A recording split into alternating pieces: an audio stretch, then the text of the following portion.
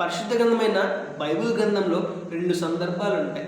2 సందర్భాలలో శాపం విడుదల చేయబడుతుంది.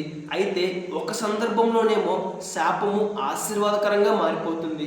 ఇంకో సందర్భంలోనేమో శాపము నష్టము మిగులుస్తుంది. ఈ సందర్భం ఏంటి అని మనం గమనించినట్లయితే శాపము ఆశీర్వాదకరంగా మారిన సందర్భం బిలాము అనే ప్రవక్త ఇశ్రాయేలీలను శపించడానికి బయలుదేరతాడు. అయితే దేవుడు ఇశ్రాయేలీల పక్షమున నిలిచి వారి పక్షమున ఉండి ఆ శాపమును కూడా ఆశీర్వాదకరంగా మార్చి ఆ ఇశ్రాయేలీలను దీవిస్తాడు. రెండో సందర్భం ఏంటంటే ఎలీషా అనే ప్రవక్త తన దారిలో వెళ్తూ ఉండగా 40 మంది అబ్బాయిలు ఆ ఎలీషా ప్రవక్తను ఎగతాళి చేస్తారు. అప్పుడు ఆ ప్రవక్తకు కోపం వచ్చి ఆ 40 మంది పిల్లల్ని శపిస్తాడు.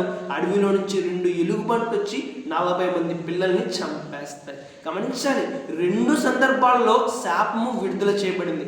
అయితే ఒక సందర్భంలోనేమో ఆశీర్వాదకరంగా మారింది, ఇంకో సందర్భంలోనేమో శాపము నష్టముగా మారింది.